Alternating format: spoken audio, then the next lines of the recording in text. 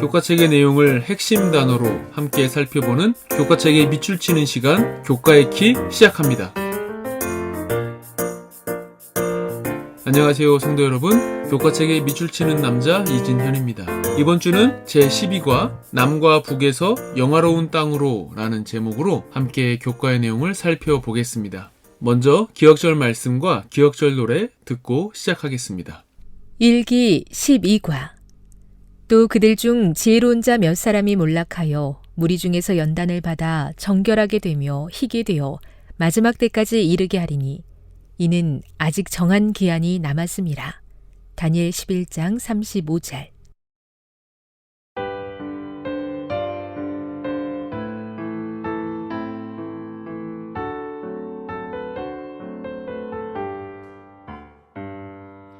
또 그들 중 지혜로운 자 몇 사람이 몰락하여 무리 중에서 연단을 받아 정결하게 되며 희게 되어 마지막 때까지 이르게 하리니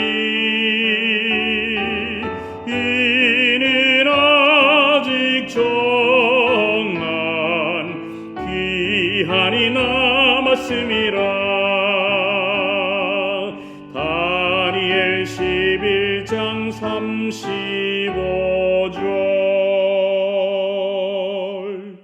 이번 주 제12과는 다니엘서 11장의 내용을 저희들이 살펴보게 됩니다. 제가 이번 주 다니엘서 11장 말씀을 연구하고 또 묵상하면서 받게 된 느낌은 이런 것이었습니다. 저희들이 운전을 해서 어디를 갈 때 내비게이션에 목적지를 입력하고 길을 나서는데요. 목적지가 가까울수록 자세하게 안내해 주는 것을 볼 수 있습니다. 예를 들면 교차로에서 우회전이나 좌회전을 해야 될 때 지도가 확대되면서 자세하게 길을 안내해 주는 것을 경험하게 되는데요. 다니엘서 11장의 말씀도 마치 그런 내비게이션과 같은 느낌을 제가 받게 되었습니다. 다니엘 2장부터 시작된 예언이 7장, 8장, 그리고 10장을 지나서 이제 11장에서 좀 더 자세하게 어떤 짐승이나 금속의 모습이 아니라 실제적인 예언으로 다니엘에게 말씀하시는 것을 저희들 보게 되는데요. 이번 주 교과 첫 번째 키워드는 바로 북방왕과 남방왕인데요. 먼저 북방왕의 역사를 좀 교과의 내용을 통해서 먼저 살펴보겠습니다.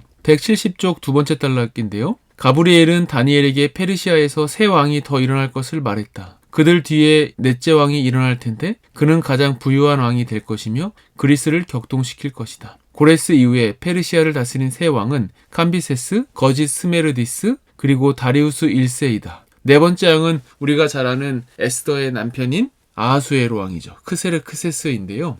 바벨론으로부터 시작해서 메데와 페르시아, 그리고 그 다음 단락에 보면 알렉산더 대왕이 이끄는 그리스, 알렉산더 대왕이 젊은 나이에 죽고 그를 따르던 4명의 장군들이 각자의 나라를 차지하고 그리고 계속적인 이 네 장군이 전쟁을 했죠. 그래서 결국에는 172쪽 두 번째 단락을 보면 알렉산드로스 대왕의 죽음으로 광활한 그리스 제국은 네 장군에 의해 분열된다. 그들 중 두 장군, 곧 시리아의 셀레우코스 그리고 이집트의 프톨레마이오스는 왕조를 수립하는 데 성공해서 서로 그 지역의 패권을 다투게 된다. 처음에는 알렉산더 이후에 네 장군에 의해서 네 군데로 분열됐지만 정복 전쟁이 마무리되면서 시리아와 이집트, 북방과 남방으로 이렇게 갈라지게 되는 것을 보게 됩니다.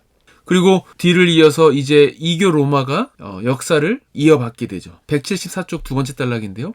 다니엘서 11장 16절의 묘사에 따르면 권력이 그리스에 뿌리를 둔 왕조로부터 이교 로마로 옮겨간 듯 보인다. 오직 와서 치는 자가 자기 마음대로 행하리니 그를 당할 사람이 없겠고 그는 영화로운 땅에 설 것이요 그의 손에는 멸망이 있으리라. 영화로운 땅이란 고대 이스라엘의 거주지였던 예루살렘을 말한다. 그 땅을 차지한 신흥 세력은 이교 로마다. 동일한 사건이 수적으로 확장하다가 영화로운 땅까지 미치는 작은 뿔의 활동으로 묘사된다. 즉, 이 시점에서 세상을 장악한 세력은 틀림없이 이교 로마이다. 북방왕의 계보가 바벨론으로부터 시작해서 메데 페르시아, 그리고 그리스, 그 다음에 이교 로마에 이르기까지, 이교 로마 다음에 중세 교황권에 이르기까지 북방왕의 계보가 이어지는 것을 저희들이 보게 됩니다. 176쪽 두 번째 단락입니다. 다니엘서 11장 29절부터 39절은 새로운 조직과 세력을 언급한다. 비록 이 조직이 이교 로마를 이어받아 전임자들의 몇 가지 특성을 계승하지만 몇 가지 측면에서는 달라 보인다. 성경은 그것이 그 이전 것이나 그 이후 것과 같지 아니할 것이다 라고 말한다. 이렇게 이어지는 북방왕의 계보를 저희들이 좀 교과를 통해서 간략하게 살펴볼 수 있었고요. 178쪽 네 번째 단락을 보면 북방왕에 대해서 이렇게 설명합니다. 처음에 이 말은 지리적으로 셀류코스 왕조를 지칭했지만 그 이후에는 차례로 이교 로마와 교황 로마를 가리킨다. 이처럼 그것은 어떤 지리적인 위치가 아니라 하나님을 따르는 백성의 영적인 원수를 말한다. 또한 우리는 북방왕이 참 하나님을 흉내내는 거짓 존재를 상징하고 있음을 주목해야 한다. 왜냐하면 성경에서 하나님은 상징적으로 북쪽과 관련되어 있기 때문이라. 성경에서 북쪽은 하나님의 보좌가 있는 곳이죠. 그래서 이런 내용들을 쭉 저희들이 살펴보면서 다니엘서 2장에서 그 신상의 금머리 바벨론으로부터 시작해서 남북 왕조의 시리아, 그리고 로마, 그리고 로마 교황권까지 이렇게 북방왕의 계보가 이어지는 것을 보게 되었고요.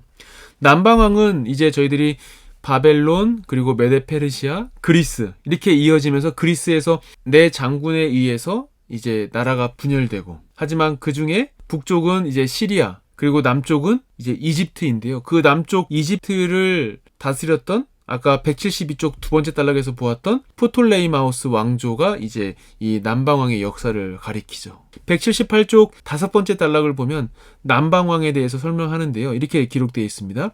처음에 이 말은 거룩한 땅의 남쪽에 위치한 이집트의 프톨레이마우스 왕조를 지칭했다. 그러나 예언이 펼쳐지는 동안 그것은 신학적인 중요성을 띠게 되었고, 어떤 학자들은 그것을 무신론과 연관시키기도 한다. 엘렌지 화이트는 계시록 11장 8절에서 언급하는 이집트에 대해 주석하면서 그것은 무신론이다 라고 말했다. 이 북방왕과 남방왕이라는 표현 자체가 가운데 예루살렘을 중심으로 해서 예루살렘 위쪽은 북방, 남쪽은 이제 남방이기 때문에 그렇게 해서 북방왕과 남방왕이라고 가리켰는데요. 우리가 아는 것처럼 이제 더 이상 실제 저희들이 살고 있는 이 역사 속에서 북방왕과 남방왕은 있지 않죠. 하지만 이 다니엘서 11장에서는 북방왕과 남방왕이 마지막 때까지 계속 활동하는 것을 보게 되는데, 그렇다면 이 역시 저희들이 역사적인 적용에서 이제는 우리가 영적인 적용으로, 역사적으로 실제로 이스라엘, 예루살렘이 압박받고 고통받고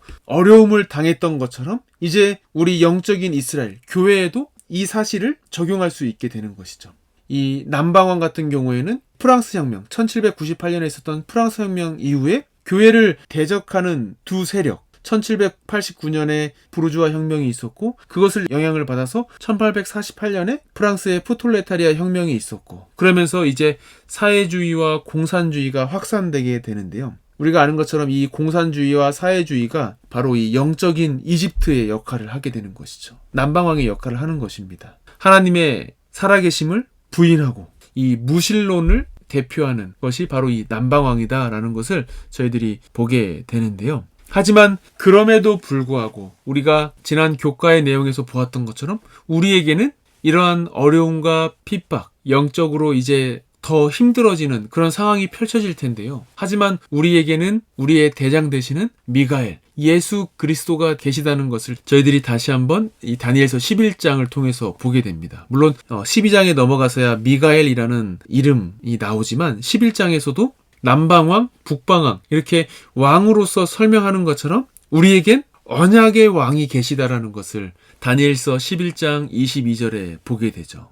174쪽 네 번째 단락입니다. 무엇보다 티베리우스의 재위기간에 언약의 왕이 끊어진다. 이것은 분명히 기름 부음을 받은 왕으로 일컬어지는 그리스도의 십자가 죽음을 가리킨다. 왜냐하면 예수님은 티베리우스 황제 때에 처형되셨기 때문이다.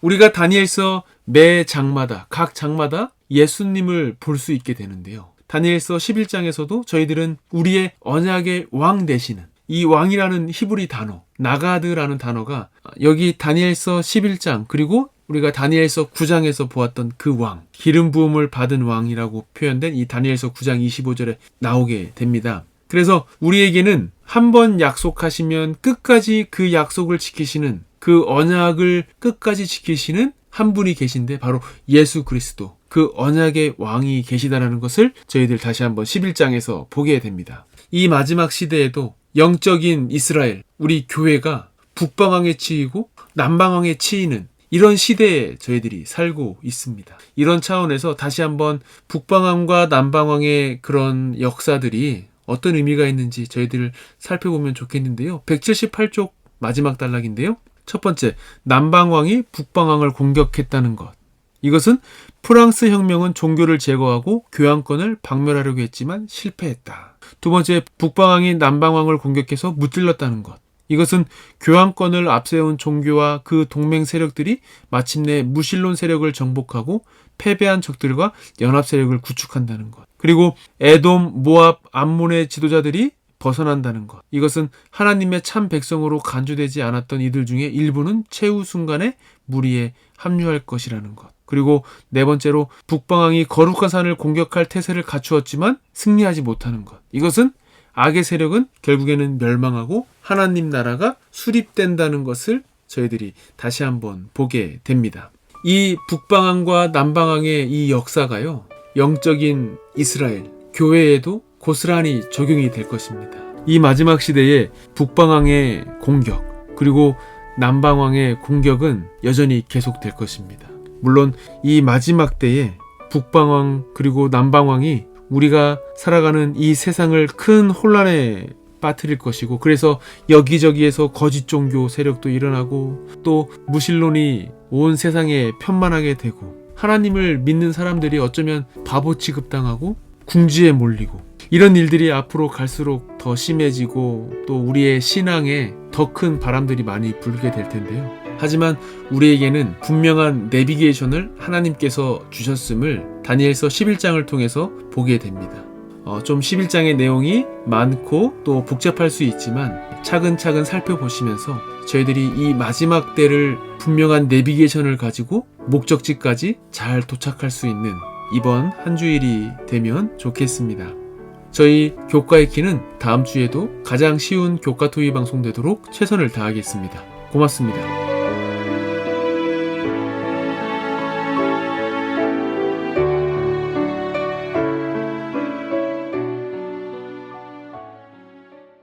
일기 12과. 또 그들 중 지혜로운 자 몇 사람이 몰락하여 무리 중에서 연단을 받아 정결하게 되며 희게 되어 마지막 때까지 이르게 하리니 이는 아직 정한 기한이 남았음이라. 다니엘 11장 35절.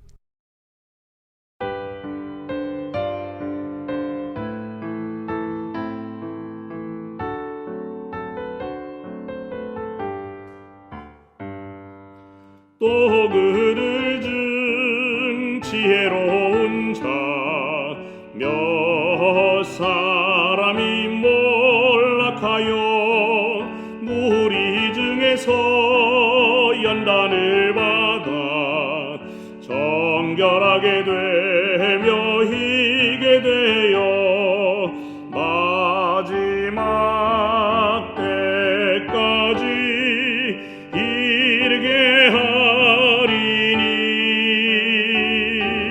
이는 아직 정한 기한이 남았음이라.